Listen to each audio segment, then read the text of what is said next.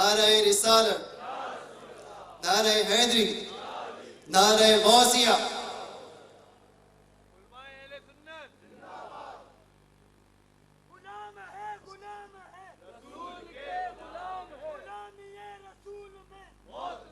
الحمدللہ ہمارے درمیان ہمارے معزز مہمان پنجاب سے تشریف لائے حضرت علامہ مولانا پیرزادہ محمد رضا ثاقب مصطفی مدثر علی ہمارے درمیان جلوہ گر ہیں۔ انشاءاللہ تعالی چند ہی لمحات میں حضرت کا خطاب ہوگا، اور آپ کے علم میں ہے کہ یہ حضرت کے 3 پروگرام انشاءاللہ تعالی، جس کی آج پہلی محفل 19، 20 اور 21 دسمبر منعقد ہوگی۔ تمام حضرات کوشش کریں کہ آپ مقررہ وقت پر تشریف لے آئیں تاکہ یہ محفل بھی مقررہ وقت پر شروع ہو جائے۔ سرور کہوں کہ مالک و مولا کہوں تجھے، سرور کہوں کہ مالک و مولا کہوں تجھے، باغ خلیل کا گل زیبا کہوں تجھے، لیکن رضا نے ختم سخن اس پہ کر دیا، خالق کا بندہ خلق کا آقا کہوں تجھے۔ بلا تاخیر میں عرض گزار ہوں محترم جناب حضرت علامہ مولانا پیرزادہ محمد رضا ثاقب مصطفی صاحب آپ سے تذکرہ درس شمائل رسول صلی اللہ علیہ وسلم پیش کریں گے۔ نعرہ تکبیر، نعرہ رسالت، نعرہ رسالت، سجدی مرشدی، سجدی مرشدی،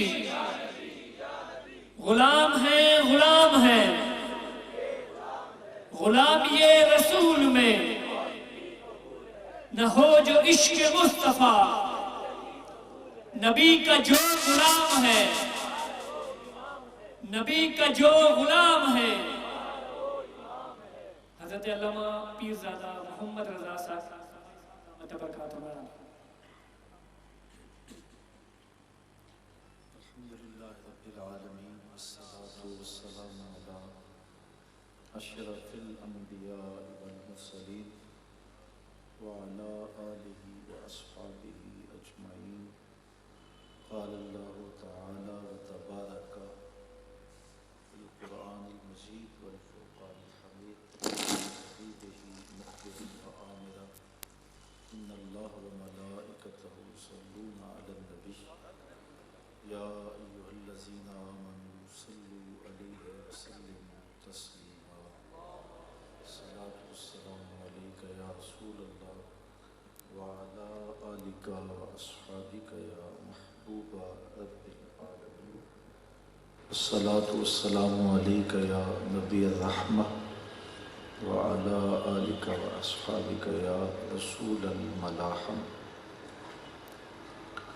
تمام حمد و ثنا، تعریف و توصیف اللہ جل مجدہ الکریم کی ذات بابرکات کے لیے، جو خالق کائنات بھی ہے اور مالک شش جہات بھی۔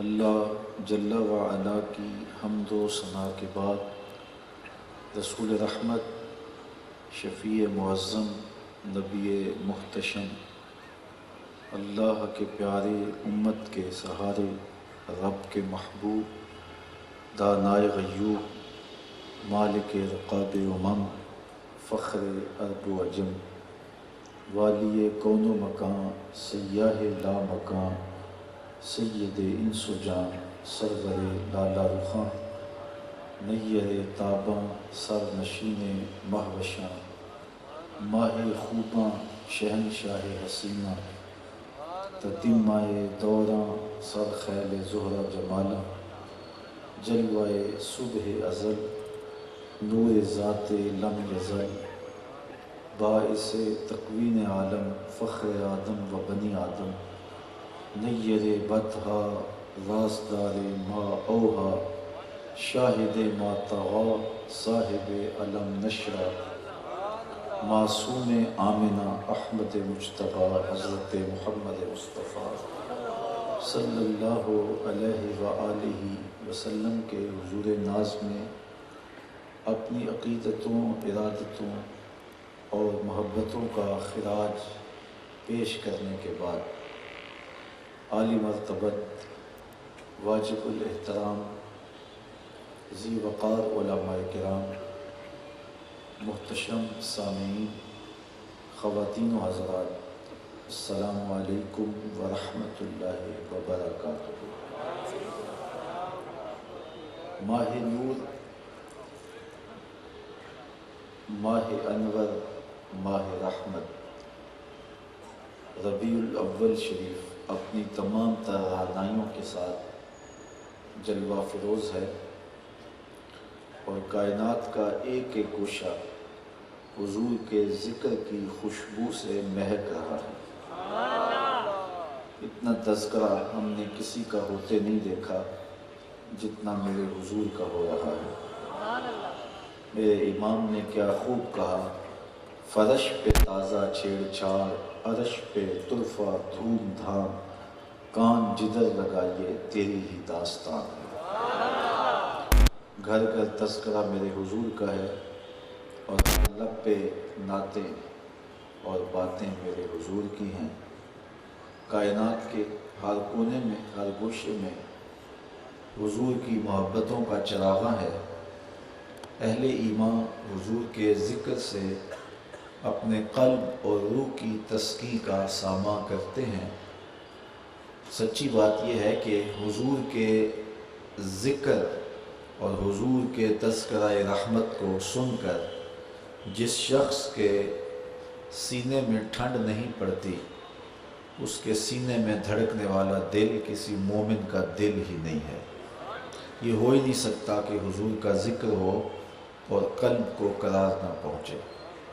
سو اہل ایمان اس موسم رحمت میں محافل کا انعقاد کر کے، درود و سلام کی مجالس منعقد کر کے اپنے قلب کی تسکین اور قرار کا ساماں کرتے ہیں۔ یہاں 3 روزہ درس شمائل رسول کے نام سے ہمارے منتظمین نے جو خوبصورت اور باوقار محفل نور منعقد کی ہے، اس پر میں پوری ٹیم کو مبارکباد پیش کرتا ہوں اور اللہ کی بارگاہ میں دعا گو ہوں کہ حضور کے حسن کا صدقہ ہمارے ظاہر باطن کو جمال اور حسن نصیب فرمائے، ہمیں ہر طرح کی پاکیزگی اور عفت عطا کرے۔ حضور علیہ الصلاۃ والسلام کے حسن کا تذکرہ، شمائل رسول کا بیان، یہ اہل ایمان کا محبوب اور مرغوب موضوع رہا ہے۔ مختلف ادوار میں ہمارے علماء نے، محدثین نے، اہل علم نے اس پر کتابیں تصنیف کی ہیں اور اپنی اپنی محبتوں اور عقیدتوں کا خراج پیش کیا ہے۔ یہ ایک مستقل عنوان ہے جو اہل محبت کے ہاں بہت مقبول ہے اور حضور کا تذکرہ حسن حضور کی محبت کے اضافے کا سبب اور ذریعہ ہے۔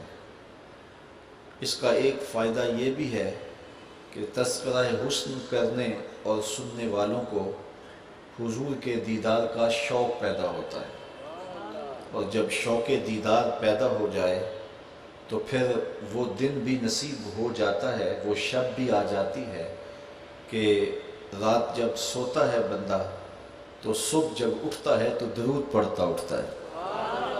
میں سو جاؤں یا مصطفیٰ کہتے کہتے، کھلے آنکھ صلی علی کہتے کہتے۔ تو خوش نصیب لوگ حضور کا تذکرہ جمال، تذکرہ حسن سن کے حضور کی محبت، حضور کا پیار حاصل کرتے ہیں اور دیدار شوق میں تڑپتے ہیں، اور انہیں یہ دولت نصیب بھی کر دی جاتی ہے۔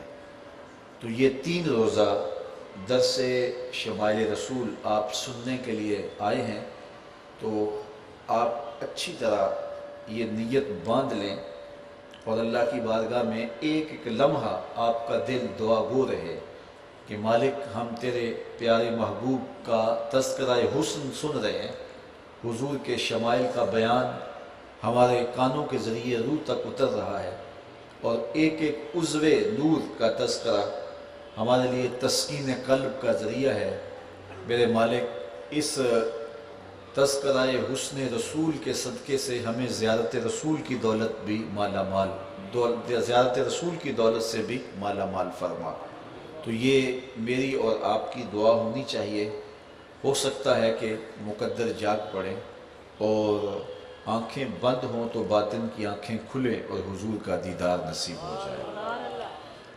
حضور نبی رحمت صلی اللہ علیہ وآلہ وسلم کے اعضائے رحمت، اعضائے نور کے بیان کو، تذکرہ شمائل رسول کو اہل ایمان شروع سے کرتے آئے ہیں، اور یہ ہماری مجالس میلاد کا ایک مستقل مضمون رہا ہے۔ ایک ہے حضور کے شمائل، ایک ہیں حضور کے خصائل، اور ایک ہیں حضور کے فضائل۔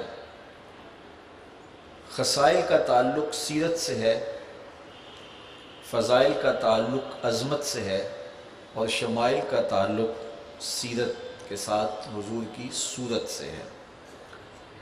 حضور علیہ السلام کی جس طرح سیرت بے مثال ہے، حضور کی صورت بھی بے مثال ہے۔ وہ حسن، وہ جمال جو حضور کو دیا گیا وہ کسی اور کا مقسوم نہیں ہوا، اور حضور کے حسن کا بیان، حضور کے حسن کا تذکرہ سننے اور کرنے سے دلوں میں حضور کی محبت بھی پیدا ہوتی ہے، اور اس کا فائدہ علماء نے یہ بھی بیان کیا ہے کہ حضور کے حسن کا ذکر کرنے والے کے دل میں تو حضور کا پیار پیدا ہوتا ہی ہے، سننے والے کے دل میں حضور کی محبت پیدا ہوتی ہی ہے، لیکن حضور کا تذکرہ حسن اور شمائل کا بیان کرنے والے کے لیے لوگوں کے دل میں بھی محبت پیدا ہو جاتی ہے۔ تو میں آپ کو یہ ایک نسخہ بتا رہا ہوں کہ اگر آپ چاہیں کہ لوگ ہم سے پیار کریں، ہر دل عزیز ہونے کی خواہش ہو، تو حضور کے حسن کا تذکرہ موضوع سخن بنا لیجئے، اپنی اولادوں کو بٹھا کر کے اپنے دوستوں کے سامنے حضور کے حسن کا تذکرہ کیجئے، آپ دیکھیں گے کہ لوگ آپ سے پیار کرنے لگ جائیں گے، لوگ آپ سے محبت کرنے لگ جائیں گے۔ تو یہ عنوان محبتیں بانٹتا ہے، اور ہماری معاشرت کو محبتوں کی ضرورت ہے، پیار کی ضرورت ہے۔ تو ہم نے ربیع الاول کے اس موسم نور میں، موسم رحمت میں، حضور کے حسن کا بیان موضوع سخن بنایا، اگرچہ اس کی ہم قدرت نہیں رکھتے، بلکہ حضور کے حسن کو بیان کرنے کی مکمل قدرت کوئی بھی نہیں رکھتا۔ حضور کا حسن ظاہر ہی نہیں ہوا تھا، تمام حسن حضور کا ظاہر نہیں ہوا تھا، اور جن لوگوں نے حضور کو دیکھا وہ 1,00,000 کئی ہزار اصحاب تھے، ان ساروں نے حضور کا حلیہ بیان نہیں کیا۔ جو حضور کے حلیہ نگار ہیں ان کی تعداد انگلیوں پہ گنی جا سکتی ہے۔ چند صحابہ ہیں جنہوں نے حضور علیہ السلام کے حلیہ انور کو بیان کیا ہے۔ باقی صحابی ایک دوسرے سے پوچھتے تھے کہ حضور کیسے تھے۔ انہیں پوچھا جاتا کہ تم نے حضور کو نہیں دیکھا؟ تو وہ کہتے ہم نے دیکھ کر بھی نہیں دیکھا۔ تو جن لوگوں نے حضور کا حلیہ بیان کیا ہے یہ وہ لوگ ہیں جو بالکل حضور کے قریب رہے ہیں، اور آقا کریم علیہ السلام کی بہت زیادہ قربت جنہیں میسر رہی ہے، وہ حضور علیہ السلام کا حلیہ بیان کرتے ہیں۔ حضرت حسان بن ثابت رضی اللہ تعالی عنہ حضور علیہ السلام کے حلیہ نگاروں میں سے ایک ہیں۔ فرماتے ہیں میں جو حضور کا حلیہ بیان کرتا ہوں تو میرے پاس ایک طریقہ آ گیا تھا حضور کو دیکھنے کا، اور وہ کیا؟ فَلَمَّا نَظَرْتُ إِلَىٰ أَنْوَارِهِ فَوَضَعْتُ كَفِّي عَلَىٰ عَيْنِي خَوْفًا مِّن ذَهَابِ بَصَرِي۔ جب میں حضور کے جمال جہاں آرا کو دیکھتا تھا تو میں اپنی آنکھوں پہ انگلیاں رکھ لیتا تھا اور انگلیوں کی اوٹ سے حضور کے چہرے کو دیکھتا تھا کہ حضور کے جلووں کی چمک سے میری آنکھوں کی بینائی نہ جاتی رہے۔ یہ کون کہہ رہے ہیں؟ حضرت حسان بن ثابت رضی اللہ تعالیٰ عنہ۔ اور حضرت حسان بن ثابت رضی اللہ تعالیٰ عنہ شاعر ہیں، اور شاعر حسن دیکھنے میں بڑا دلیر ہوتا ہے، اور حضور کا حسن ابھی ظاہر بھی نہیں ہوا تھا۔ حضرات صوفیہ فرماتے ہیں کہ حضور کے حسن پر 70,000 بشریت کے پردے رکھے گئے، اور اگر حضور کا حسن ظاہر کر دیا جاتا تو کوئی جلووں کی تاب بھی نہ لا سکتا۔ مولانا حسن رضا بولے وہ اگر جلوہ کریں تو کون تماشائی ہے۔ تو حضور کا سارا حسن ظاہر نہیں کیا گیا۔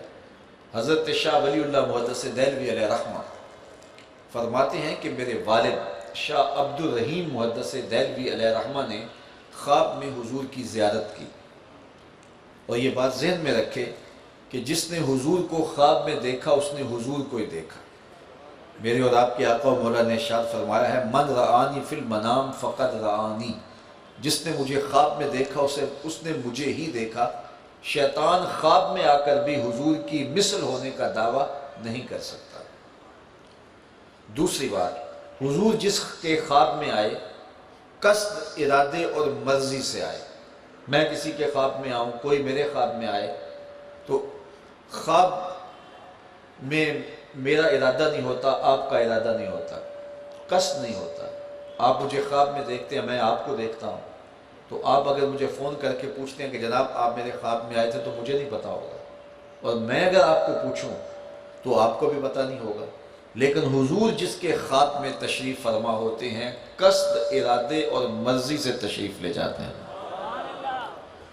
اس بات میں تیسری بات بھی سن لیں کہ خواب میں کسی کو کچھ دیں یا کسی سے کچھ لیں تو وہ محض خواب ہوتا ہے، اس کا تعلق حقیقت سے نہیں ہوتا۔ آپ نے کسی سے رقم لینی تھی، ادھار لینا تھا، تو خواب میں اس نے آ کر کے آپ کو دے دیا، تو صبح اٹھ کے کھاتے سے نام کاٹ دیں گے؟ کبھی بھی نہیں کاٹیں گے۔ آپ کہیں گے خواب میں دیا ہے۔ بھوک لگی تھی، شدت کی بھوک، اور خواب میں عالی نسب ہوٹل سے کھانا کھاتے رہے، صبح ناشتے کی ضرورت ہوگی؟ یقیناً ہوگی۔ وہ کیا کسی نے کہا 100 بار میرے ہاتھوں میں تیرا دامن آیا، جب آنکھ کھلی تو اپنا ہی گریباں تھا۔ کچھ نہیں ہوتا، خواب محض خواب ہوتا ہے۔ لیکن جس کو حضور خواب میں کچھ عطا کر دیں تو وہ محض خواب نہیں ہوتا۔ یہ امام بوصیری سے پوچھو۔ رات چادر ملتی ہے، صبح اٹھتے ہیں کندھوں پہ موجود ہوتی ہے۔ حضور اگر عطا فرماتے ہیں تو حقیقت میں عطا فرماتے ہیں۔ امام سخاوی نے القول البدیع میں لکھا ہے کہ ایک شخص حضور کے روضے پہ حاضر تھا اور اس کو شدت کی بھوک لگی ہوئی تھی، تو روضہ انور پہ حاضر ہو کے عرض کرنے لگا انا ضیفوں کا، حضور میں آپ کا مہمان ہوں، اور آپ کے ہوتے ہوئے میں نے کسی اور در پہ نہیں جانا، اور یہ کہہ کے فریاد کر کے بیٹھ گیا۔ اتنے میں اس کو اونگ آئی، تو اس نے خواب میں یہ منظر دیکھا کہ حضرت عمر رضی اللہ تعالی عنہ اور حضرت مولا کائنات سیدنا علی المرتضیٰ رضی اللہ تعالی عنہ تشریف لائے، اور فرمایا کہ ٹھہر، حضور تشریف لا رہے ہیں۔ تھوڑی دیر کے بعد آقا کریم علیہ السلام جلوہ فراز ہوئے، حضور کے دائیں ہاتھ میں روٹی تھی، تو اس کو عطا کرتے ہوئے فرمایا یہ لے لیں۔ وہ کہتا مجھے بھوک شدت کی لگی تھی، میں نے خواب میں ہی حضور سے روٹی وصول کی اور کھانا شروع کر دی، ابھی آدھی کھائی تھی کہ میری آنکھ کھل گئی، جب آنکھ کھلی تو دوسرا آدھا ٹکڑا میرے ہاتھ میں موجود تھا۔ اگر حضور فرماتے ہیں عطا کرتے ہیں تو وہ حقیقت میں عطا فرماتے ہیں۔ مجھے ایک اور واقعہ یاد آ گیا، کتاب کا نام ہے ریاض النظرہ فی مناقب عشرہ مبشرہ۔ اس میں واقعہ ہے کہ حضرت سیدنا علی المرتضیٰ رضی اللہ تعالیٰ عنہ فرماتے ہیں میں نے خواب دیکھا، اور خواب میں کیا دیکھتا ہوں کہ حضور نبی رحمت صلی اللہ علیہ وآلہ وسلم نے فجر کی نماز پڑھائی ہے، اور 2 مخصوص صورتیں دونوں رکعتوں میں حضور نے تلاوت کی ہیں۔ اس کے بعد سلام پھیرا تو حضور کی خدمت میں کوئی شخص باقورہ لے کے آ گیا۔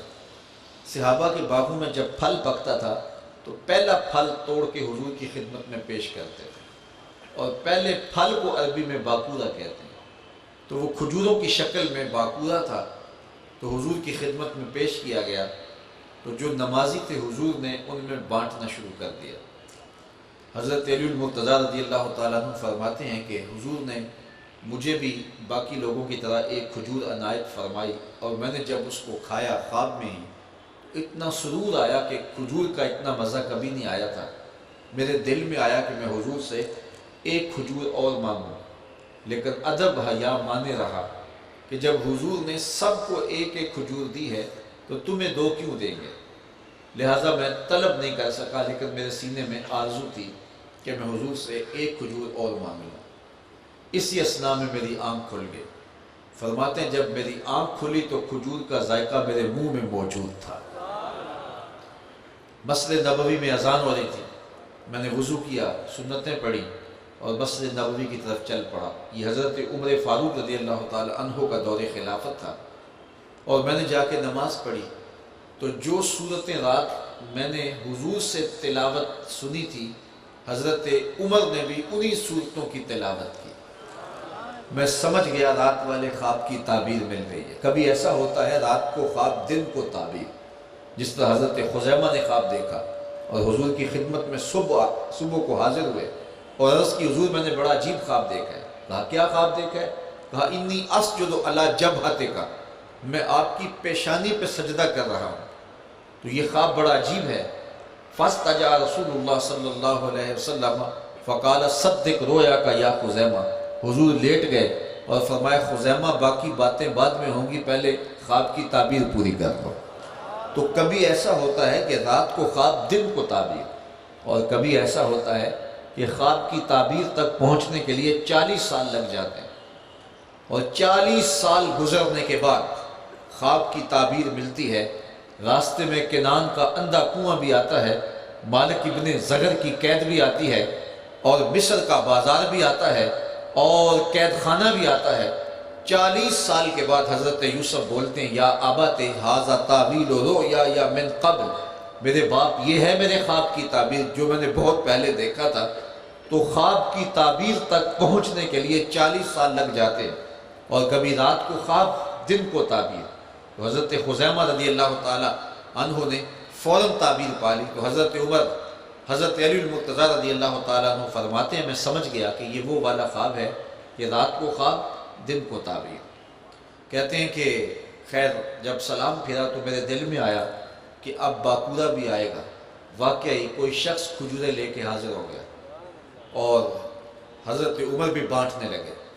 تو مجھے جب انہوں نے کھجور دی اور میں نے اس کو کھایا تو رات والا ذائقہ تازہ ہو گیا۔ تو حضور سے تو ادب حیا کی وجہ سے دوسری کھجور مانگ نہ سکا، لیکن جناب عمر سے تو میرا دوستانہ تھا۔ تو میں نے کہا کہ عمر ایک کھجور سے کام نہیں چلے گا، مجھے تو ایک اور دو۔ تو حضرت عمر نے معنی خیز نظروں سے دیکھا اور پھر مسکرا کے بولے علی حضور نے دی ہوتی تو میں بھی دے دیتا۔ تو جس نے حضور کو خواب میں دیکھا اس نے حضور کو ہی دیکھا۔ حضور خواب میں قصد ارادے اور مرضی سے آئے۔ تیسری بات، حضور نے خواب میں جو عطا کیا وہ حقیقت میں عطا کیا۔ چوتھی بات بھی سن لے تمہیں ٹھنڈ پڑ جائے گی۔ حضور نے ارشاد فرمایا کہ من رآنی فی المنام فسیرانی فی الیقظہ، جس نے مجھے خواب میں دیکھا ان قریب جاگتے بھی دیکھ لے گا۔ اور علماء نے لکھا ہے کہ اگر ساری زندگی نہ دیکھ سکا تو جب سانس ٹوٹ رہی ہوگی رخ محبوب اس وقت سامنے ہوگا۔ اور مجھے بتائیے اگر نزع کے وقت حضور کا دیدار مل جائے تو اور کیا چاہیے؟ اوکھا سوکھا نکلے سا ظہوری، سوکھا نکلے سا ظہوری جے ویخ لواں مکھ تیرا۔ اگر اس وقت حضور کا دیدار ہو جائے تو اور کیا چاہیے؟ تو جس نے حضور کو خواب میں دیکھا اس نے حضور کو ہی دیکھا۔ تو حضرت شاہ ولی اللہ محدث دہلوی علیہ رحمہ نے باقاعدہ اپنے والد گرامی کے خوابوں کو بیان فرمایا، اور در سمین کے نام سے آپ کی کتاب دستیاب ہے جس میں 40 وہ خواب ہیں جو ان کے والد گرامی نے دیکھے۔ اور آپ ان کو حضور کے فرامین قرار دے کر کے اس کی تشہیر کی، تو حضرت شاہ ولی اللہ فرماتے ہیں میرے والد گرامی نے خواب میں حضور کی زیارت کی اور آقا کریم کی بارگاہ میں عرض کی، یا رسول اللہ صلی اللہ علیہ وسلم، آپ کا فرمان ہے انا املہ و اخی یوسف اصبہ، میرا حسن نمکین ہے اور میرے بھائی یوسف کا حسن میٹھا تھا۔ وہاں زنان مصر کی انگلیاں کٹ گئیں اور یہاں کوئی ایسا واقعہ پیش نہیں آیا، جبکہ حسن نمکین جو ہے، حسن ملی جو ہے، وہ حسن صبی کی نسبت زیادہ پرکشش ہوتا ہے۔ تو آپ کے حسن سے کوئی ایسا واقعہ سامنے نہیں آیا، جبکہ جمال یوسفی کو دیکھ کر کے زنان مصر کی انگلیاں کٹ گئیں۔ تو اس کی کیا وجہ ہے؟ تو حضور نے جو حضرت شاہ ولی اللہ محدث دہلوی علیہ رحمہ کے والد کو خواب میں بتایا، در سمین میں شاہ ولی اللہ علیہ رحمہ نے نقل کیا کہ حضور نے فرمایا کہ جمالی مستور ان اعین الناس غیرۃ من اللہ، اے عبد الرحیم، اللہ نے غیرت محبت کی وجہ سے میرے حسن کو لوگوں کی نظروں سے چھپا کے رکھا ہے۔ کوئی محب نہیں چاہتا کہ میرا محبوب کوئی دیکھے۔ قتیل شفائی نے کہا تھا اس حد تلک بڑھ گئی ہے بے اعتمادی کہ تجھ کو تجھ سے بھی چھپانا چاہتا ہوں۔ تو محب تو چاہتا ہے کہ میرا محبوب آئینہ بھی نہ دیکھے، تو میرے حسن کو لوگوں کی نظروں سے چھپا کے رکھا گیا ہے، پوشیدہ رکھا گیا ہے، اور اگر میرا حسن ظاہر ہوتا تو کوئی تاب نہ لا سکتا۔ اعلیٰ حضرت علیہ الرحمہ نے بڑی خوبصورت بات کی، فرماتے ہیں حضور علیہ السلام کا حسن پوشیدہ تھا، لیکن پھر بھی کمال یہ کہ آج تک لوگ سر کٹا رہے ہیں۔ وہاں تو زنان مصر کی انگلیاں کٹی نا۔ آپ نے کیا خوبصورت تضاد کا شعر کہا، بلکہ میں یہ کہتا ہوں کہ ولی دکنی سے لے کر کے عہد موجود تک جتنے بھی شعراء ہیں ان کا کلام اٹھا کے دیکھ لیں، آپ کو صنعت تضاد کا شعر اعلیٰ حضرت کے شعر کے پائے کا نہیں ملے گا۔ صنعت تضاد کیا ہے کہ شاعر ایک مصرے میں ایک بات کرتا ہے تو پھر دوسرے میں اس کی ضد لاتا ہے۔ ایک میں دن کا تذکرہ کیا گیا تو دوسرے میں رات کا ذکر کیا گیا، ایک میں صبح کا ذکر کیا گیا دوسرے میں شام کا ذکر کیا گیا، ایک میں مٹھاس کا ذکر کیا گیا تو دوسرے میں جو ہے وہ کرواہٹ کا ذکر کیا گیا۔ تو ایک تضاد ہوتا ہے، کسی شعر میں دو تضاد ہوتے ہیں، کسی میں تین تضاد ہوتے ہیں، لیکن یہاں اعلیٰ حضرت کا شعر دیکھیے، یہاں تضادات کا ایک جہان آباد ہے، اور اس سے جو حسن پیدا ہوا ہے تو بے ساختہ زبان سے اش اش آدمی کر اٹھتا ہے۔ اعلیٰ حضرت فرماتے ہیں حسن یوسف پہ کٹی مصر میں انگشت زنا، سر کٹاتے ہیں تیرے نام پہ مردان عرب۔ حسن یوسف پہ کٹی مصر میں انگشت زنا، 6 چیزیں ہیں۔ ایک طرف حسن ہے اور وہ حسن حضرت یوسف کا ہے، اور حسن یوسف کو دیکھ کر کے مصر کی عورتوں کی انگلیاں کٹ گئیں، 6 چیزیں ہیں، اور اس کا جو ہے وہ تضاد دیکھیے، سر کٹاتے ہیں تیرے نام پہ مردان عرب، ادھر حسن ہے ادھر صرف نام ہے، ادھر انگلیاں ہیں ادھر سر ہیں، انگلیاں بھی عورتوں کی، یہ سر بھی مردوں کے، اور وہاں کٹی اور یہاں کٹاتے ہیں۔ کٹی ماضی کا قصہ ہے، کٹی اور یہاں کٹاتے ہیں، تسلسل جاری ہے، ابھی سلسلہ رکا نہیں ہے، کٹانے کے لیے تیار بیٹھے ہیں، اور ادھر کٹی لازم ہے، ارادہ نہیں ہے، توجہ نہیں تھی، بے ارادگی میں کٹ گئی، اور کٹاتے ہیں قصد پایا جا رہا ہے، ارادہ پایا جا رہا ہے، اور پھر ادھر انگلیاں کٹی ایمان پھر بھی نہ لائیں، ادھر ایمان پہلے لائے سر پھر کٹائے۔ سخن و شاعری شہر یار اپنی جگہ، نعت کہنے کو احمد رضا چاہیے۔ تو آپ اس شعر کو سنیے، آپ کو لطف ملے گا، آپ کو سرور ملے گا۔ حسن یوسف پہ کٹی مصر میں انگشت زنا، سر کٹاتے ہیں تیرے نام پہ مردان عرب۔ تو حضور علیہ السلام کے حسن کو لوگوں کی نظروں سے پوشیدہ رکھا گیا ہے۔ اگر یہ حسن ظاہر ہوتا تو حضور کی تابشوں کی جو ہے وہ تاب کوئی نہ لا سکتا، حضور کے جلووں کی تاب کوئی نہ لا سکتا، وہ کیا کسی نے کہا تھا یہی بہتر ہے کہ وہ پردے میں رو پوش رہے، وہ اگر پردہ اٹھا دے تو کسے ہوش رہے۔ تو حضور کا حسن لوگوں کی نگاہوں سے پوشیدہ رکھا گیا ہے، چھپا کے رکھا گیا ہے۔ چھپے ہوئے حسن کا عالم یہ ہے کہ حضرت حسان بن ثابت اپنی آنکھوں پہ انگلیاں رکھ کے دیکھتے ہیں، اور اگر یہ حسن بے نقاب ہوتا تو کیا ہوتا؟ تو حضور کے حسن کو اللہ تعالیٰ نے ظاہر نہیں کیا، پورا ظاہر نہیں کیا، لیکن پردوں سے چھن چھن کے جو انوار نکلتے تھے تو حضور علیہ السلام کی چہرے کی طرف جو ہے وہ نظر جما کے کوئی دیکھ نہیں سکتا تھا۔ چند صحابہ ہیں، ان کی تعداد 2 سے 3 درجن کے درمیان ہے، وہ حضور کے حسن کو بیان کرتے ہیں۔ باقی ایک دوسرے سے پوچھتے تھے بتاؤ حضور کیسے تھے؟ اللہ اکبر، وہ کہتے تم نے نہیں دیکھا؟ کہتے دیکھ کر بھی نہیں دیکھا۔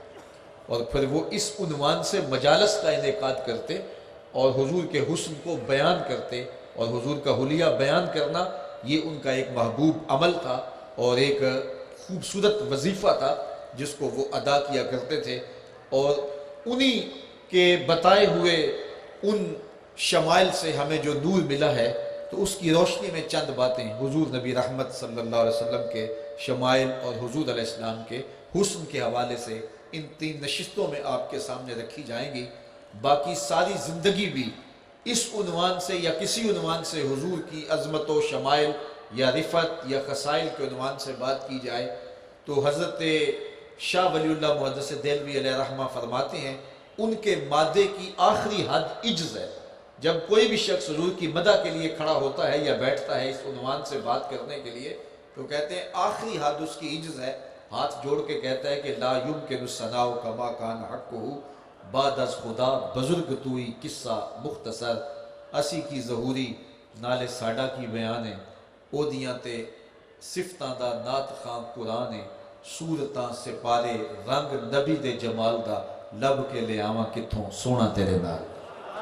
تو حضور علیہ السلام کو اللہ تعالیٰ جل شانہ نے جو حسن دیا وہ جمال دیا۔ حضرت ابو ہریرہ رضی اللہ تعالیٰ عنہ فرماتے ہیں ما رأیت شیئا احسن من رسول اللہ صلی اللہ علیہ وسلم، ہم نے حضور علیہ السلام سے بہتر کوئی چیز ہی نہیں دیکھی۔ ایک تو یہ ہے کہ کوئی انسان نہیں دیکھا، کہا کائنات کی کوئی شے بھی میرے حضور سے سونی نہیں تھی۔ اللہ نے سب سے زیادہ حسن، سب سے زیادہ جمال مصطفیٰ کریم علیہ السلام کو دیا۔ اور حضرت حسان بن ثابت رضی اللہ تعالی عنہ فرماتے ہیں وَأَحْسَنُ مِنْ قَلَمْ تَرَكَتْ عَيْنِي وَأَجْمَلُ مِنْ قَلَمْ تَلِدِ النِّسَاءُ خُلِقْتَ مُبَرَّأً مِنْ كُلِّ عَيْبٍ كَأَنَّكَ قَدْ خُلِقْتَ كَمَا تَشَاءُ، کہ آپ سے حسین میری آنکھ نے نہیں دیکھا اور آپ سے جمیل کائنات میں کوئی آیا نہیں ہے۔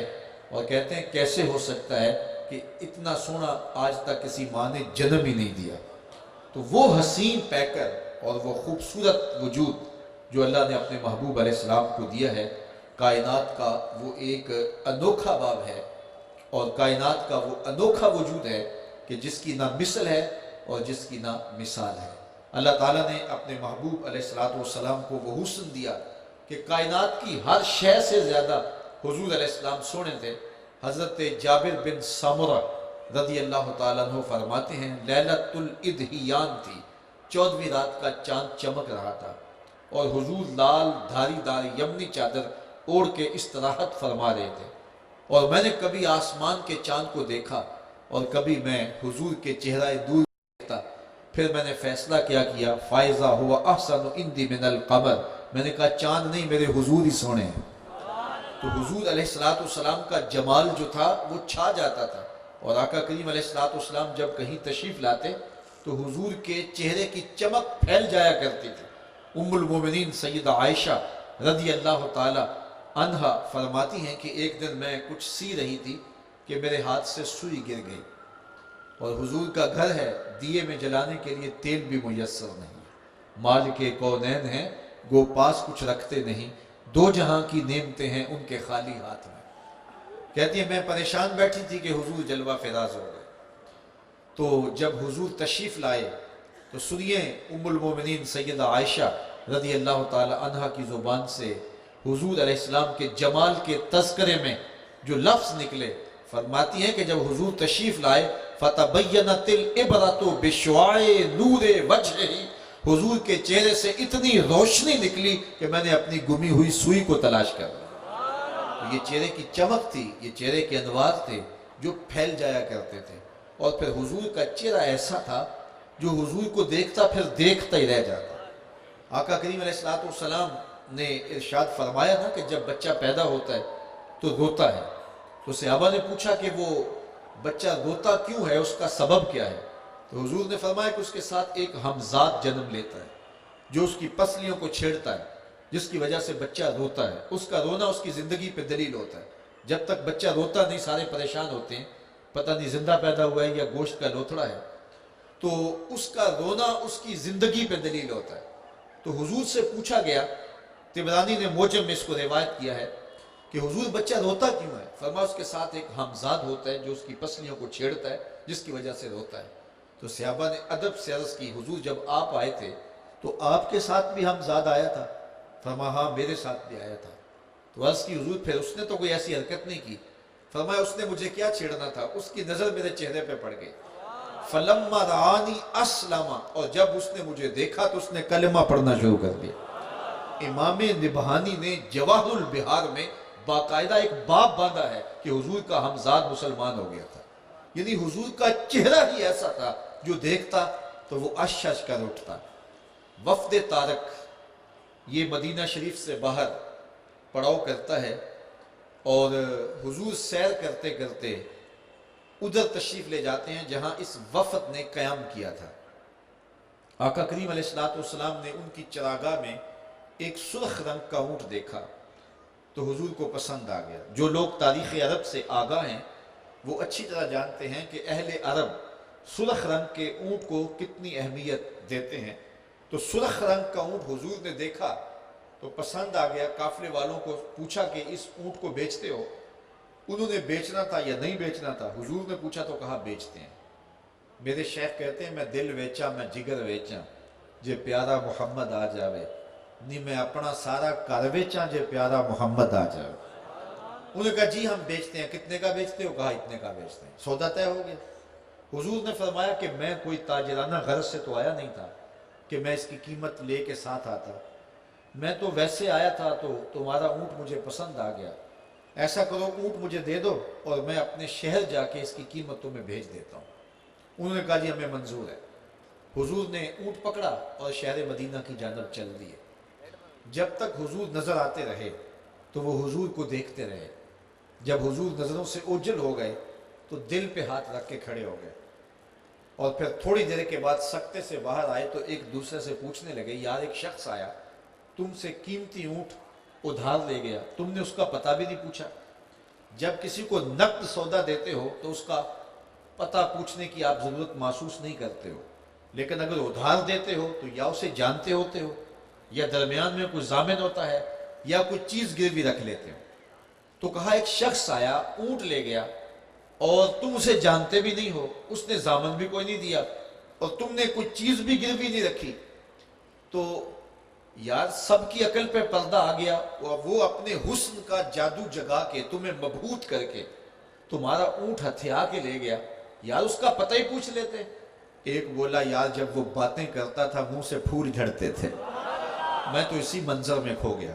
دوسرا کہنے لگا یار جب وہ دیکھتا تھا تو اس کی آنکھوں سے نور نکلتا تھا اور میں تو اس کی آنکھوں میں ڈوب گیا، کیا خوب سجن دیاں اکھیاں نے جویں پر کے سرائیاں رکھیاں نے، تو اجے میرا یار نے ڈٹھا جنوں ویکھ کے چند شرماوے، ادھی راتی دن چڑھ جاوے جے او رخ تو نقاب اٹھاوے، تے جے او نکلے سیر کرن نوں سارا گلشن سیس نواوے، اتے دھرتی لف لف جاوے جے ہاتھ پھلاں وچ رکھدا ہاتھ پھلاں تو ود جاوے، نین نشیلے مست رسیلے وچ سونا کجل سہاوے، اکھ اگڑے تے انج پیا جاپے جویں میں خانہ کھل جاوے، تے جے او کھولے پیچ زلف دے اتے راہی راہ پل جاوے، توبہ توبہ حسن سجن دا چال نہ چلی جاوے، کی یہ جاز نظر وچ او دی جو آوے وک جاوے، خلق او دے نے مولئی دنیا کوئی ورلائی جان بچاوے، آزم ایڈا سونا ماہی سنو کدرے نظر نہ آوے۔ کہا جو بھی ہوا تم اس کے حسن میں کھو گئے اور وہ تم سے اپنا قیمتی اونٹ ہتھیا کے لے گیا۔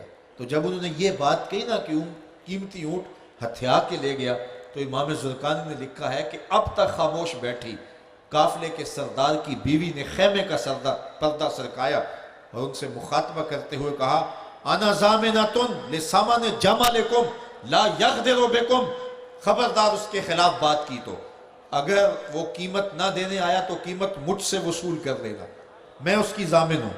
انہوں نے کہا اچھا تو اسے جانتی ہے؟ کہا واللہ میں بھی نہیں جانتی۔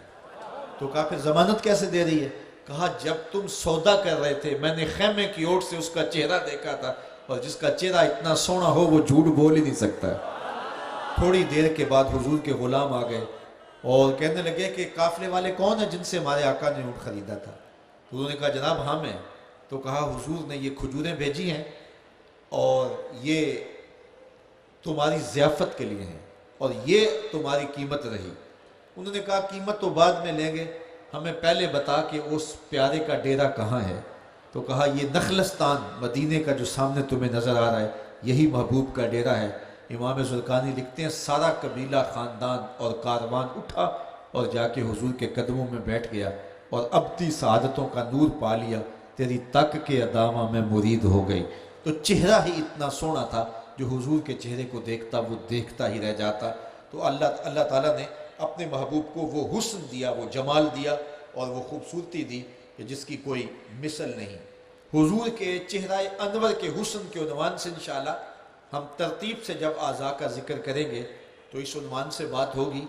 یہ جو ہے وہ ابتداً چند باتیں آپ کے سامنے رکھیں اور آقا کریم علیہ السلام کا مبارک قد انور اس حوالے سے چند باتیں آپ کے سامنے رکھنا چاہوں گا۔ حضرت سیدنا علی المرتضیٰ رضی اللہ تعالیٰ عنہ فرماتے ہیں لم یکن بالطویل الممخد ولا بالکثیر المتردد وکان ربعۃ من القوم لم ارا قبلہ ولا بعدہ مثلہ۔ کہتے ہیں کہ حضور کا قد لمبا نہیں تھا اور حضور پست قامت بھی نہیں تھے، حضور کا قد درمیانہ تھا۔ وکان ربعۃ من القوم، حضور درمیانی قد و قامت کے حامل تھے۔ پھر خود کہتے ہیں لم ارا قبلہ ولا بعدہ، میں نے حضور جیسا نہ پہلے دیکھا نہ بعد میں دیکھا۔ اور حضرت انس رضی اللہ تعالیٰ عنہ روایت کرتے ہیں کان رسول اللہ صلی اللہ علیہ وسلم لیس بالطویل لیس بالذاہب طولا وفوق الربع اذا جامع القوم غمرہم۔ فرماتے ہیں کہ حضور علیہ السلام کا قد لمبا نہیں تھا لیکن پست قامت بھی حضور نہیں تھے، پھر حضور درمیانی قد و قامت کے حامل تھے۔ تو فرماتے ہیں کہ حضور کا قد درمیانی تھا لیکن درمیانی قامت سے بھی اٹھتا ہوا حضور کا قد تھا۔ لیکن یہ شان اللہ نے اپنے محبوب کو دی، سنیے اپنے محبوب کی شان اور جھوم جھائیے۔ حضور کا قد لمبا نہیں تھا، حضور کا قد چھوٹا بھی نہیں تھا، حضور کا قد درمیانہ بھی نہیں تھا، درمیانے اور لمبے قد کے درمیان تھا حضور کا قد، اٹھتا ہوا قد تھا۔ اور ام معبد کہتی ہے غصن بین غصنین، دو شاخوں میں سے اٹھتی ہوئی شاخ کی طرح تھا۔ تو حضور کا قد درمیانہ جو درمیانی قد و قامت ہوتی ہے اس سے اٹھتا ہوا قد تھا۔ لمبی لمبی قد و قامت والے اصحاب موجود تھے، حضرت عمر کا قد لمبا تھا، حضرت عباس بن عبد المطلب رضی اللہ تعالی عنہ کا قد لمبا تھا، تو لمبے لمبے قد والے اور بھی اصحاب موجود تھے۔ حضور کا قد لمبا تو نہیں تھا لیکن جب حضور صحابہ میں کھڑے ہوتے، 10,000 کے اجتماع میں بھی حضور کھڑے ہوتے، اذا جامع القوم غمرہم، جب حضور لوگوں کے درمیان کھڑے ہوتے لمبے قد والے نیچے نظر آتے، حضور کا قد اونچا نظر آتا۔ یہ اللہ اپنے محبوب کو شان عطا فرمائی ہوئی تھی۔ حضور نبی رحمت صلی اللہ علیہ وسلم کے قد انور کے بارے میں حضرت انس سے روایت سنیے کان رسول اللہ صلی اللہ علیہ وسلم احسن الناس قواما و احسن الناس وجہا۔ ابن عساکر نے اس کو روایت کیا ہے کہ حضور علیہ السلام قد و قامت کے لحاظ سے سب سے سونے تھے اور چہرے کے لحاظ سے بھی سب سے سونے تھے، یعنی جیسا قد میرے حضور کا تھا ایسا سونا قد بھی کسی کا نہیں تھا، اور جیسا سونا چہرہ میرے حضور کا تھا ایسا چہرہ بھی کسی کا نہیں تھا۔ حضور علیہ السلام کا قد انور اور جسم اطہر بے سایہ تھا اور اس کا سایہ کبھی بھی نہیں دیکھا گیا تھا۔ حضرت زکوان رضی اللہ تعالیٰ عنہ روایت کرتے ہیں ان رسول اللہ صلی اللہ علیہ وسلم لم یکن یرا لہ ظل فی شمس ولا قمر، حضور کا سایہ نہ سورج کی روشنی میں دکھائی دیتا تھا اور نہ چاند کی چاندنی میں دکھائی دیتا تھا۔ حضور کے سائے کے نہ ہونے کے بارے میں جو وجہ ہے وہ حضرت عثمان غنی رضی اللہ تعالیٰ عنہ بیان فرماتے ہیں ان اللہ ما اوقع ذلک علی الارض لئلا یدا انسان قدمہ علی ذالک الظل۔ حضرت عثمان غنی فرماتے ہیں کہ اللہ نے آپ کے سائے کو زمین پر نہیں پڑنے دیا تاکہ کسی انسان کا قدم آپ کے سائے پہ نہ آ جائے۔ اللہ اکبر۔ رشید احمد گنگوئی نے بھی اس بات کو لکھا ہے کہ بتواتر ثابت شد کہ حضرت علی سایہ نہ داشتن۔ وہ کہتے ہیں کہ حضور علیہ السلام کا سایہ نہیں تھا، یہ تواتر کے ساتھ ثابت ہے۔ اور حضور کے سائے کے نہ ہونے پر جو بہترین توجیہ پیش کی ہے وہ حضرت شیخ احمد مجدد الفسانی علیہ رحمہ نے پیش کی ہے، ذرا سنیے اور اپنے ایمان کو تازگی دیجئے۔ فرماتے ہیں اورا صلی اللہ علیہ وآلہ وسلم سایہ نبوت در عالم شہادت، کہ آقا کریم علیہ السلام کا عالم شہادت میں سایہ نہیں تھا، اس لیے کہ سایہ ہر شخص لطیف تر است، کسی چیز کا سایہ اس شے سے زیادہ لطیف تر ہوتا ہے۔ چوں لطیف تر از وے صلی اللہ علیہ وسلم در عالم نہ باشد اورا سایہ چے صورت دارا۔ کہتے ہیں جب حضور علیہ السلام سے لطیف کائنات میں شے ہی کوئی نہیں تو پھر سایہ کیا معنی رکھتا ہے۔ میں یہاں رک کے ایک بات کرنا چاہوں گا، اور وہ یہ کہ یار جس کا سایہ بھی نہیں تھا اس کا ثانی کیسے ہوگا؟ جس کا رب نے سایہ بھی نہیں بنایا اس کا ثانی کیسے ہو سکتا ہے؟ مثل او در عالم امکان متصور نیست۔ حضرت شیخ احمد فرماتے ہیں حضور کی مثل بزم عالم میں ممکن ہی نہیں ہے۔ خدا نے وہ سچائی پانی چھڑیا ہے جدے وچ محمد نو ٹالیا سی، حسینہ جمیلہ دا منہ موڑ دیتا محمد بنا کے قلم توڑ دیتا۔ وہ پیکر تراشا کہ اس کی مثل بزم عالم میں ممکن ہی نہیں ہے۔ اور اقبال بھی بے ساختہ پکار اٹھا رخ مصطفیٰ ہے وہ آئینہ، کہ اب اس سا دوسرا آئینہ نہ کسی کی بزم خیال میں نہ دکان آئینہ ساز میں۔ تو وہ کمال دیا، وہ حسن دیا۔ یار جس کا سایہ نہیں تھا اس کا ثانی کیسے ہو سکتا ہے؟ اور جس کا سایہ اور ثانی نہیں ہے تو اس کے خاکے کیسے تراشے جا سکتے ہیں؟ خاکے تو خاکیوں کے ہوتے ہیں، جو پیکر نور ہو اس کے خاکے کیسے تراشے جا سکتے ہیں؟ تو چاند کی طرف منہ کر کے تھوکنے والوں کا اپنا منہ گندا ہوگا۔ چاند کی نوری کرنوں کو میلا نہیں کیا جا سکتا۔ مدینے کا چاند کل بھی روشن تھا، مدینے کا چاند آج بھی روشن ہے۔ جن لوگوں نے خاکے تراشے تھے ان کا خیال یہ تھا کہ شاید ہم خاکے تراش کر کے عظمت رسول کے سورج کو گہنا دیں اور اس کی تابشوں کو ماند کر دیں، لیکن آج وہ دیکھ لیں کہ کائنات کے ایک ایک گوشے میں نام محمد کی پکار ہے۔ اور میرے امام بولے رہے گا یوں ہی ان کا چرچا رہے گا، پڑے خاک ہو جائیں جل جانے والے۔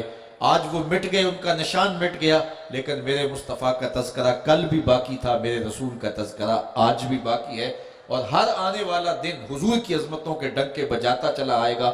وَلَلْآخِرَةُ خَيْرٌ لَكَ مِنَ الْأُولَى، ہر آنے والی گھڑی گزری ہوئی گھڑی سے فرمایا محبوب تیرے لیے بہتر ہوگی۔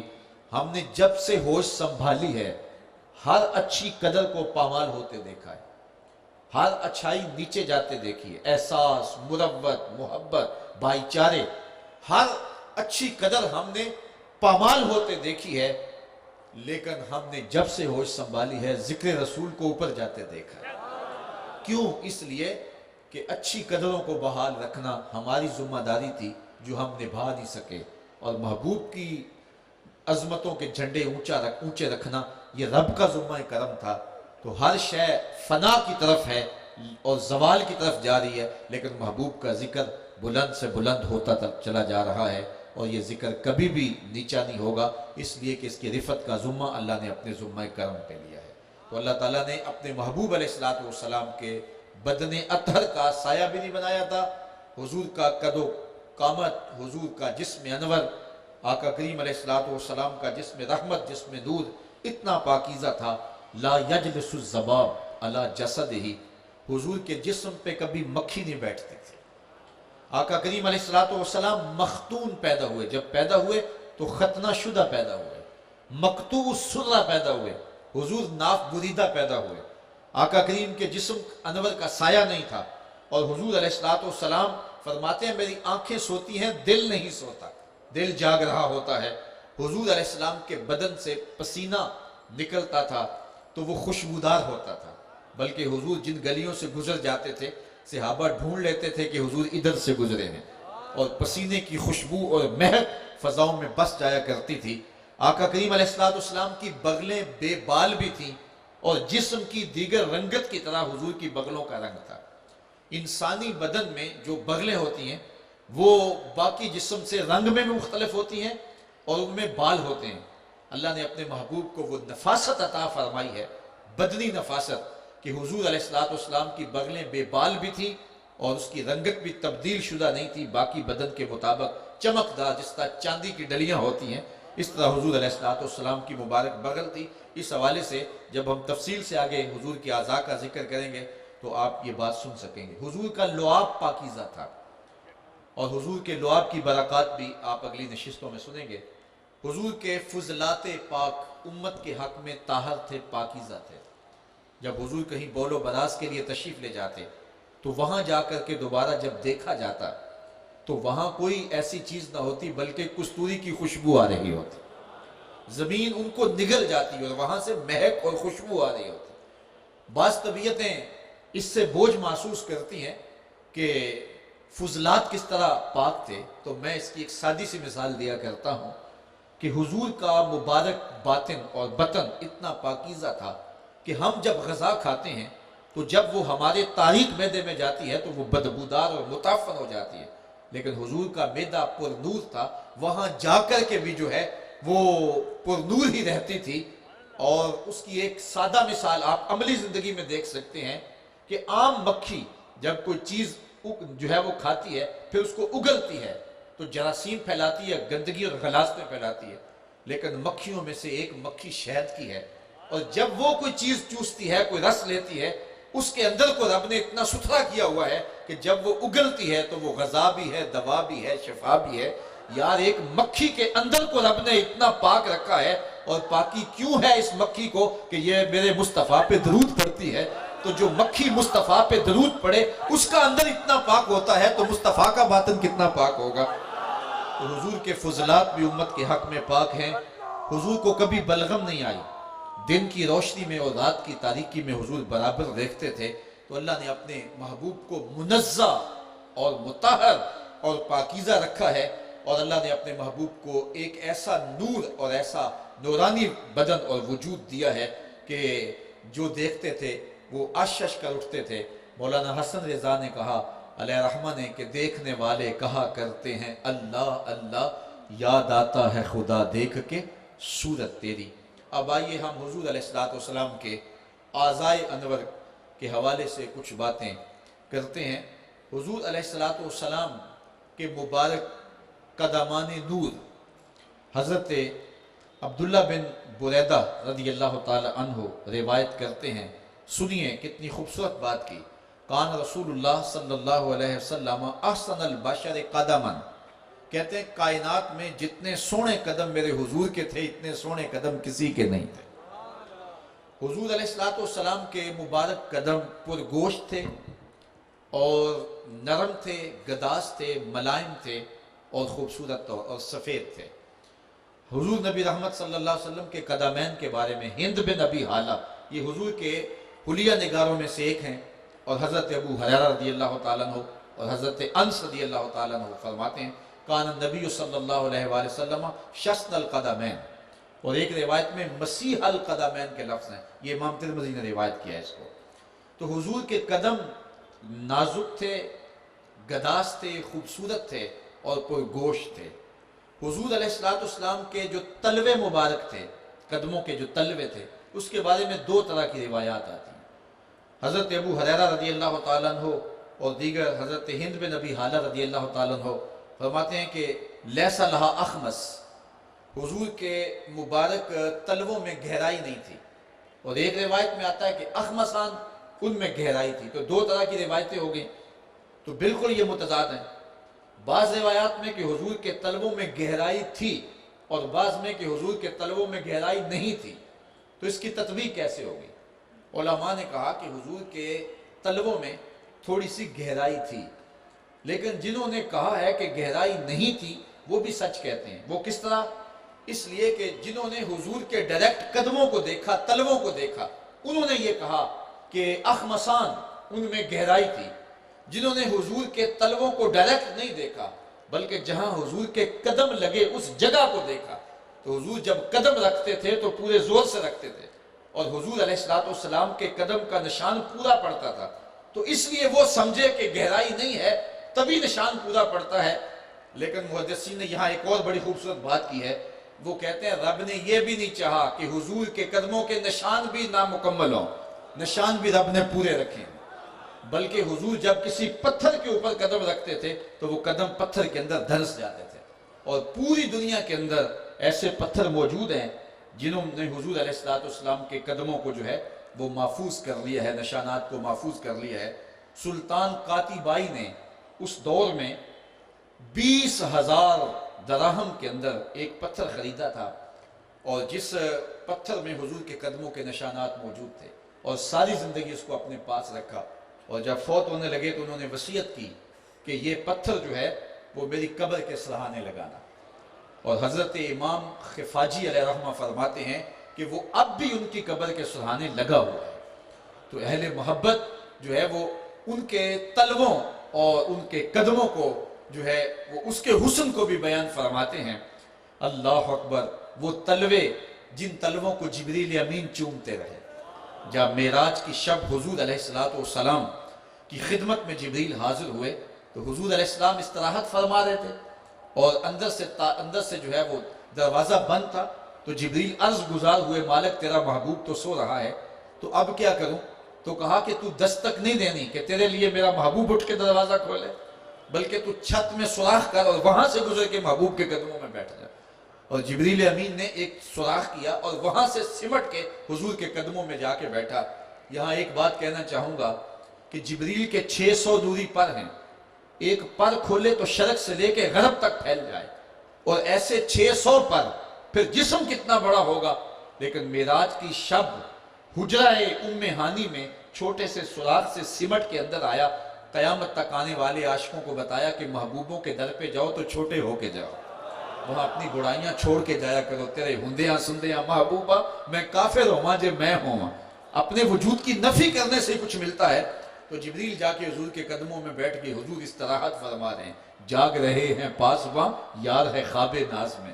تو جبریل نے عرض کی مالک تیرا محبوب تو ماہر خواب ہے، تو کہا تجھے کافوری ہونٹ کس لیے دیے ہیں؟ یا جبریلو قبل قدمے، اے جبریل میرے محبوب کے دونوں قدم چوم لے۔ تو جبریل حضور علیہ السلام کے قدم چوم رہے ہیں۔ اللہ اکبر۔ کسی نے جبریل سے تصور کے جہان میں پوچھا، حضور کے تلوے چومے تھے، بتا کیا سرور ملا؟ تو اس نے تصور میں جواب دیا، نہ جنت کی کلیوں میں دیکھا مزہ جو محمد کی تلیوں میں دیکھا۔ اچھا، یہاں میں مضمون کو ادھورا سمجھوں گا اگر امام احمد رضا کا ذکر نہ کروں، جو حضور علیہ السلام کے تلووں کا ذکر کرتے ہیں۔ جب حضور کے تلووں کو جبریل چوم رہے ہیں تو اعلیٰ حضرت کا جی چاہا کہ میں کہوں کہ جبریل سجدہ ریز ہیں، لیکن شریعت قدغن لگاتی ہے، اور اعلیٰ حضرت نے تو نعت گوئی قرآن سے سیکھی ہے، تو اعلیٰ حضرت کا انداز احتیاط دیکھیے۔ آپ فرماتے ہیں تاج روح القدس کے موتی جسے سجدہ کریں، تاج روح القدس کے موتی جسے سجدہ کریں، رکھتی ہیں کتنا وقار اللہ اکبر ایڑیاں۔ یعنی حضور علیہ السلام کے تلووں پر، حضور کے قدموں پر جبریل امین نے جو تاج پہنا ہے، اس تاج کے ساتھ جو موتی لٹک رہے ہیں وہ سجدہ ریز ہے۔ اب موتیوں کا سجدہ ریز ہونا یہ تو شریعت میں پکڑ نہیں ہے۔ پھر جب موتی جھکے تو پھر تاج بھی جھکا، جب تاج جھکا تو جس نے پہنا ہوا تھا اس کا سر بھی جھکا۔ لیکن آن حضرت نے یہ نہیں کہا کہ جبریل نے سجدہ کیا، کہا تاج روح القدس کے موتی جسے سجدہ کیا، رکھتی ہیں کتنا وقار اللہ اکبر ایڑیاں۔ تو حضور علیہ السلام کے مبارک قدم جو ہیں وہ درمیان سے گہرے تھے، لیکن پاؤں حضور جب رکھتے تھے تو نشان پورا پڑتا تھا۔ اللہ اکبر۔ حضور کے مبارک قدموں کے ایک ایک حسن کو اہل محبت نے بیان کیا ہے۔ حضرت میمونہ بنت کردم رضی اللہ تعالی عنہ ایک صحابیہ ہیں، وہ فرماتی ہیں کہ حجۃ الوداع کے موقع پر میں اپنے والد گرامی کے ساتھ حضور کی خدمت میں حاضر ہوئی، اور حضور کی زیارت کے لیے جب ہم گئے تو حضور سواری پہ بیٹھے ہوئے تھے، چہرے کی تابشیں اتنی تھی، جلوے اتنے تھے کہ میں حضور کے جمال جہاں آرا کو دیکھنے کی تاب نہ لا سکی۔ تو حضور تشریف فرما تھے تو میں حضور کے مبارک قدموں کو دیکھنے لگی۔ حضور کے چہرہ انور کو دیکھنے کی تاب تو نہیں تھی، لیکن حضور کے مبارک قدموں کو دیکھنے لگی۔ تو فرماتی ہیں کہ حضور کی جو سبابہ انگلی تھی، جو انگوٹھے کے ساتھ والی انگلی تھی، وہ باقی انگلیوں کی مناسبت سے زیادہ بڑی تھی۔ تو فرماتی ہیں فما نسیتو فیما نسیتو طول اصبع قدمہ السبابہ علی سائر اصابعہ۔ فرماتی ہیں کہ حضور علیہ السلام کے مبارک قدم کی وہ انگلی جو انگوٹھے کے ساتھ ہوتی ہے، وہ باقی انگلیوں کی نسبت بڑی تھی۔ حضرت میمونہ بنت کردم فرماتی ہیں ابھی تک اس کا حسن ہی میری نگاہوں سے زائل نہیں ہوتا، ابھی تک وہ میرے تصور میں ہے، میرے چشم تصور میں وہ حسن ہے کہ حضور کی انگلی مبارکہ جو کہ باقی انگلیوں کی مناسبت بڑی تھی، اور ابھی تک میں اسی تصور میں ہوں۔ یار جس کے قدموں کی انگلی اتنی سونی ہے، اس کے رخساروں کا عالم کیا ہوگا۔ تو وہ کسی شاعر نے اپنے پیرائے میں کتنی خوبصورت بات کہی کہ قدموں پہ جبیں کو رہنے دو، چہرے کا تصور مشکل ہے۔ قدموں پہ جبیں کو رہنے دو، چہرے کا تصور مشکل ہے، جب چاند سے بڑھ کر ایڑی ہے رخسار کا عالم کیا ہوگا۔ جب چاند سے بڑھ کر ایڑی ہے رخسار کا عالم کیا ہوگا۔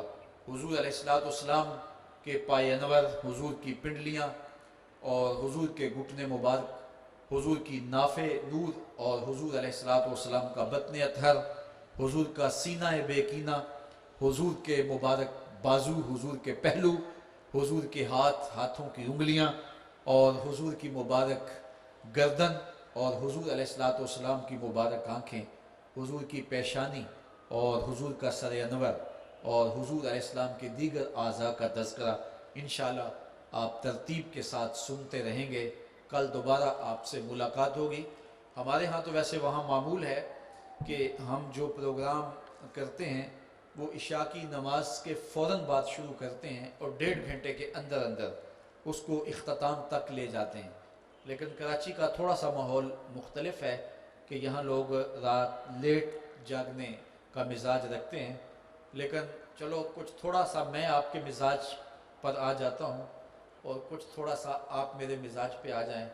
تو کل اگر آپ 9:30 کا ٹائم دیا تھا دوستوں نے، 9:30 تک تو آپ شاید نہ پہنچ پائیں، لیکن اگر 10 بجے تک پہنچ آ جائیں تو 10 بجے سے لے کر 11 بجے تک، چونکہ پرسوں ورکنگ ڈے بھی ہے اور اس طرح 3 دن مسلسل آپ نے آنا ہے، تو کل ٹھیک 10 بجے آپ یہاں پہنچ آئیں تو ٹھیک 10 بجے انشاءاللہ بیان شروع ہو جائے اور حضور علیہ السلام کے کچھ اعضاء کا تذکرہ انشاءاللہ کل کی مجلس میں ہوگا، اور پھر حضور کے کچھ اعضاء نور کا تذکرہ پرسوں کی مجلس میں ہوگا، اور پھر پرسوں جب ہم مجلس کے اختتام کو پہنچیں گے اس دعا کے ساتھ ہم اپنے گھروں کو لوٹیں گے کہ اے اللہ جس محبوب کے اعضاء نور کا تذکرہ سنا اس محبوب کی زیارت سے بھی مالا مال فرمانا۔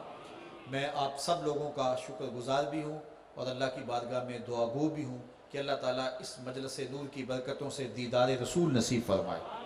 روزانہ 3 دن ہم شام کو ادھر ہیں تو فجر کی نماز کے بعد نیشنل کالج کے سامنے پہاڑی والی مسجد میں روزانہ فجر کے بعد سورہ حجرات پر مشتمل مضامین جو حضور کے آداب پر مشتمل ہیں انشاءاللہ درس قرآن ہوگا، تو آپ اگر وہاں فجر کی نماز پڑھیں تو آپ کو یہ مضمون بھی سننے کو ملے گا۔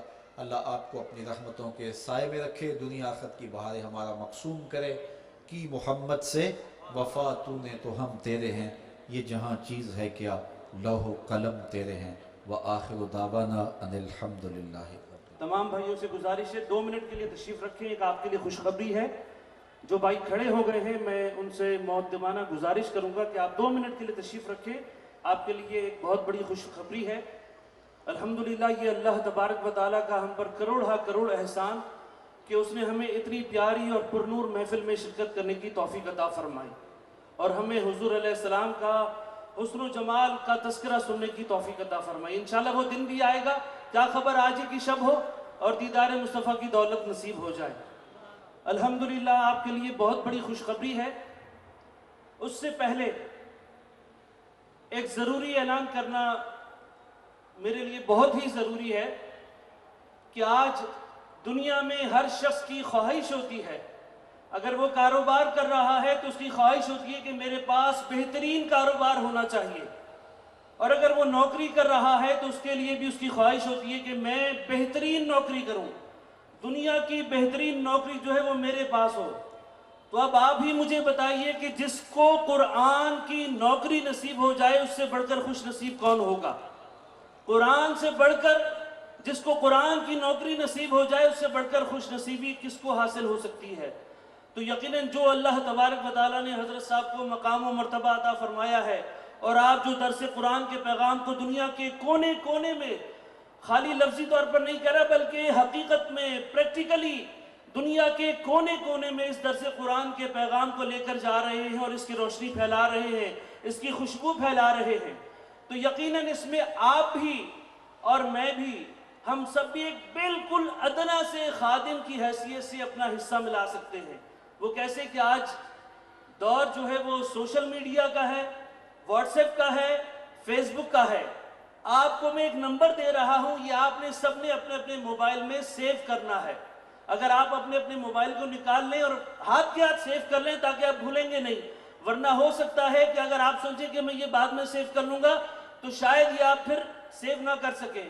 اپنے موبائل میں آپ نے یہ نمبر سیو کرنا ہے 0333 266 776 0333 266 776۔ یہ واٹس ایپ کا نمبر ہے، اس واٹس ایپ نمبر پر آپ اپنے آپ کو رجسٹرڈ کروائیے۔ انشاءاللہ آپ کو اس نمبر سے ڈیلی بیس پر حضرت کے جو بیانات ہیں اس کے کلپس آئیں گے، آپ نے ان کلپس کو سننا بھی ہے اور آپ نے ان کو آگے فارورڈ بھی کرنا ہے۔ انشاءاللہ آپ بھی خادم قرآن، ادنا سے خادم قرآن کی فہرست میں اپنے آپ کو شامل کروانے میں کامیاب ہو جائیں گے انشاءاللہ۔ جو آپ کے لیے خوشخبری کا میں نے اعلان کیا وہ یہ ہے کہ بہت سارے بھائیوں کی خواہش ہوا کرتی ہے اور وہ چاہتے ہیں کہ حضرت سے ہماری ملاقات ہو، تو آپ کے لیے کل کی جو نشست ہے اس کے فوراً بعد انشاءاللہ حضرت صاحب یہاں پر تشریف فرما ہوں گے اور آپ تمام بھائیوں کے لیے ملاقات جو ہے وہ ممکن ہو سکے گی۔ اور میں پھر ایک مرتبہ آپ سے گزارش کروں گا کہ کل آپ نے جیسا حضرت صاحب نے فرمایا ہے، حکم فرمایا ہے، کل آپ نے وقت پر یہاں پر آنا ہے تاکہ وقت پر یہ پروگرام شروع ہو اور وقت پر ختم ہو۔ آخر میں محترم محمود الحسن اشرفی صاحب سے ملتمس ہوں کہ وہ تشریف لائیں اور صلاۃ و سلام پیش کرنے کی سعادت حاصل فرمائیں۔ آج آپ کی ملاقات نہیں ہوگی، ملاقات انشاءاللہ کل ہوگی۔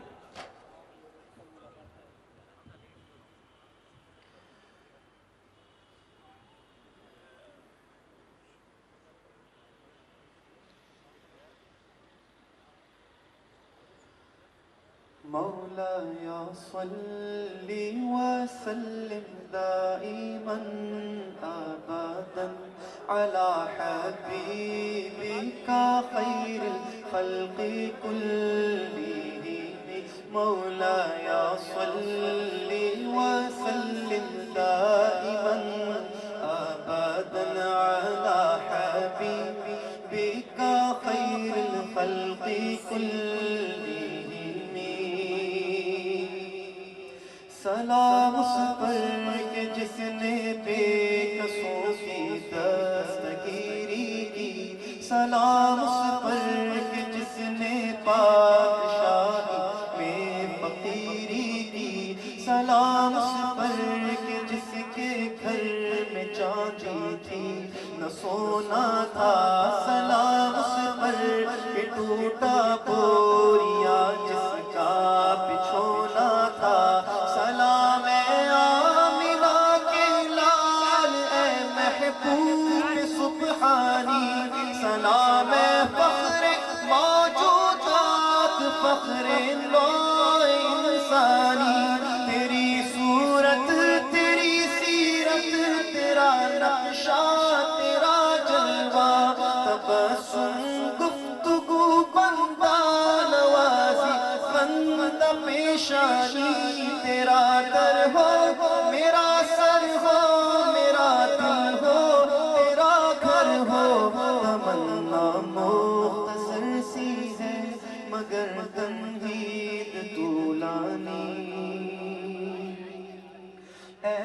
شہنشاہ مدینہ الصلاۃ والسلام، زینت عرش معلی الصلاۃ والسلام، رب حب لی امتی کہتے ہوئے پیدا ہوئے، رب نے فرمایا کہ بخشا الصلاۃ والسلام، جب فرشتے قبر میں جلوہ دکھائیں آپ کا، ہو زباں پر پیارے آقا الصلاۃ والسلام، میں وہ عاشق ہوں جمیل قادری، مرنے کے بعد میرا لاشا بھی کہے گا الصلاۃ والسلام،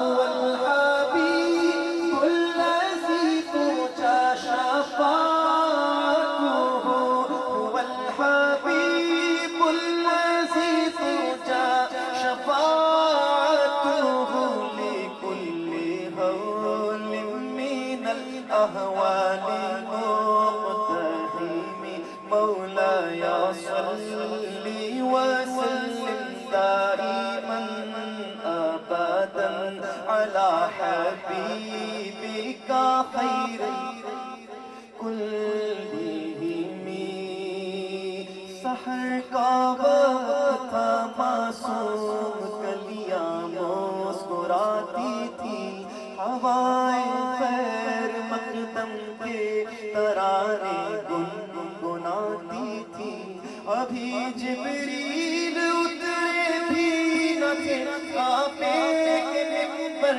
سے، اتنے میں صدا آئی عبد اللہ کے گھر سے، مبارک ہو شہ ہر دو تشریف لے آئے، مبارک ہو محمد مصطفیٰ تشریف لے آئے، مولاي صل وسلم دائما ابدا على حبيبك، جیسے ہم سب کھڑے ہیں یہاں پر غلام، ایک دن ایسا آئے اے ماہ تمام، تیرے روضے کے ہو سامنے ہم کھڑے، پیش کرتے ہوں یوں ہی درود و سلام، یا رسول اللہ سلام علیک، یا حبیب اللہ سلام علیک، یا الہی میں لایا ہوں وہ واسطہ، رد نہیں کی کبھی تو نے جس کی دعا، وہ ہے محبوب تیرے شفیع الورا، اشرف الانبیاء مصطفیٰ مجتبیٰ، تیری خدمت میں حاضر کھڑے ہم غلام، پیش کرتے ہیں سب عاجزانہ سلام، ہو قبول یہ صلاۃ و سلام، ہو قبول یہ صلاۃ و سلام، الصلاۃ والسلام علیک یا رسول اللہ وعلی آلک واصحابک یا رسول اللہ۔ میں بڑے ادب سے بڑے احترام سے گزارش کروں گا محترم مقام حضرت علامہ مولانا استاذ العلماء حضرت علامہ قاری محمد صدیق صاحب مجز اللہ علیہ آپ تشریف لائیں اور ہم سب کے حق میں عالم اسلام کے حق میں دعائے خیر فرمائیں۔ الصلاة والسلام علیکہ یا سیدی یا رسول اللہ وعلا علیکہ وصحبہ یا حبیب اللہ۔ یا اللہ اپنے کرم سے ہدیہ درود سلام حضور کی بارگاہ میں پیش کرتے منظور و مقبول فرما۔ یا الہی حضور کے ہدیہ درود و سلام کا صدقہ ہم سب کی حاضری اپنی بارگاہ میں منظور و مقبول فرما۔ اس مجلس پاک کو یا اللہ اپنی بارگاہ میں منظور و مقبول فرما، اور اس مجلس کا اہتمام کرنے والوں کے لیے اور حاضرین کے لیے خیر و برکت کا ذریعہ بنا۔ مالک و مولا ہم سب کو سرکار کی سچی محبت عطا فرما، حضور کے نالین پاک کی برکتیں عطا فرما، حضور پاک کے در اقدس کی برکتیں ہم سب کو نصیب فرما۔ یا اللہ حاضرین کے نیک ارادوں کو پورا فرما، سب کی دلی تمناؤں کو پورا فرما، ہمارے بیماروں کو شفا عطا فرما، ظاہری باطنی بیماریوں سے سب کو محفوظ فرما۔ مالک و مولا سب کے حال پر رحم و کرم فرما۔ یا الہی ماہ مقدس ربیع الاول شریف کی برکتیں ہم سب کو عطا فرما، حضور کے میلاد پاک کی برکتیں ہم سب کو نصیب فرما۔ یا اللہ ہم سب کو سرکار کی سچی محبت عطا فرما، حضور کا سچا عشق نصیب فرما، حضور کی سچی غلامی نصیب فرما، حضور کی سنتوں پہ عمل کی توفیق عطا فرما، شیطان کے شر مکر و فریب سے ہم سب کو محفوظ فرما۔ یا اللہ اپنے کرم سے اپنے محبوب پاک کا صدقہ، حضور سیدنا غوث پاک کا صدقہ، علامہ پیرزادہ محمد رضا ثاقب کی عمر میں برکت عطا فرما، صحت و عافیت کی طویل زندگی عطا فرما۔ یا اللہ یہ تیرے محبوب کا پیارا ذکر اسی طرح ہمیں سناتے رہے، ہم اس کو سن کر اپنے دلوں کو سرکار کی محبت سے منور کرتے رہیں۔ یا اللہ انہیں صحت و عافیت کی طویل زندگی عطا فرما۔ مالک و مولا علماء اہل سنت پر اپنی رحمتوں کا نزول فرما۔ یا اللہ حاضرین پر اپنی رحمتوں کا نزول فرما۔ مالک و مولا آج کی اس مقدس تقریب کی برکتوں سے ہم سب کو حرمین شریفین کی حاضری کی سعادت عطا فرما، اپنے پاک اور مقدس گھر کی زیارت کی سعادت عطا فرما، محبوب معظم صلی اللہ تعالی علیہ وسلم کے در اقدس کی حاضری کی سعادت عطا فرما۔ یا الہی گنبد خضرا کے سائے میں ہدیہ درود و سلام کی سعادت عطا فرما۔ یا الہی مدینہ منورہ میں ایمان کی سلامتی سے موت نصیب فرما۔ یا الہی جنت البقیع ہم سب کا مدفن بنا، ہم سب کے پیاروں کی بخشش و مغفرت فرما، ہم سب کے بزرگ والدین کی بخشش و مغفرت فرما۔ یا الہی برتے دم پیارے مصطفیٰ کریم کہ رخ زیبا کی زیارت نصیب فرما، زبان پر کلمہ طیبہ لا الہ الا اللہ محمد رسول اللہ کا ساتھ نصیب فرما۔ یا الہی قبر میں سرکار کو آغوش رحمت نصیب فرما، اور میدان محشر میں آقا کریم کی شفاعت عظمی نصیب فرما۔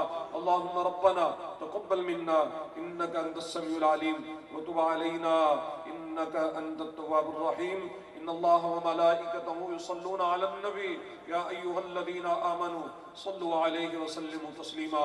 اللہم صلی علی سیدنا محمد وعلی آل سیدنا محمد مبارک وسلم۔ صلاة و سلام علیک یا سیدی یا سیدی یا سیدی یا رسول اللہ۔ سبحان ربک رب العزت عما یصفون وسلام علی المرسلین والحمد